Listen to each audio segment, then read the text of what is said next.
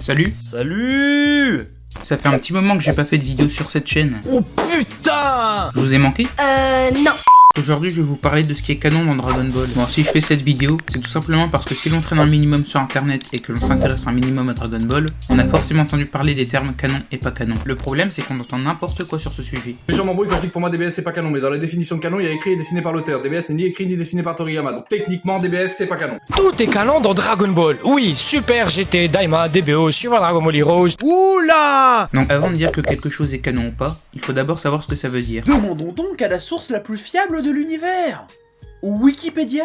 Donc en gros, selon Wikipédia, le canon c'est l'ensemble des personnages, événements, objets et lieux reconnus comme faisant partie de l'univers d'une fiction. Et ce sont les créateurs ou ayants droit de cette fiction qui décident si quelque chose est canon ou pas. D'ailleurs, l'auteur d'une fiction peut à tout moment ajouter, modifier ou supprimer un élément de la canonicité de son œuvre. Après, dans le cas de Toriyama, ça sera plus trop possible. Mais bon. J'aimerais aussi rajouter que c'est pas parce que Toriyama a réalisé des trucs en rapport avec Dragon Ball que c'est forcément canon. Par exemple, les character design de Dragon Ball GT. Il existe aussi un canon propre à l'animé, le truc c'est que... On s'en branle. Bref, à partir de ces informations, on peut faire une liste à peu près exhaustive de ce qui est canon dans Dragon Ball. Bah déjà Dragon Ball, le manga écrit et dessiné par Akira Toriyama, les réponses de Toriyama aux questions posées lors d'interviews à propos de Dragon Ball.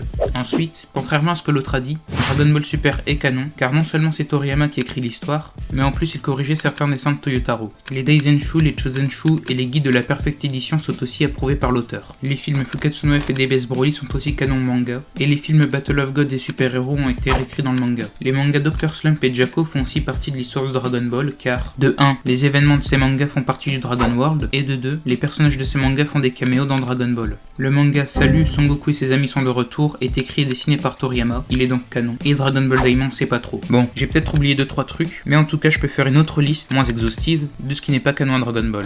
Les 13 premiers films DBZ et les 4 films Dragon Ball ne sont ni écrits ni approuvés par Toriyama. Enfin, il a dessiné quelques personnages de certains films, mais ça s'arrête là. Les films Battle of God et Super Héros étaient à la base canon, mais ont été réécrits dans DBS, du coup les films ne sont plus canons. Les animés Dragon Ball Z, GT Super et Dragon Ball Heroes ne sont pas canons non plus. Les mangas Neko Majin et Sandland aussi car elles se déroulent dans un autre univers. Et Dragon Ball Evolution non plus n'est pas canon. Bref, à plus.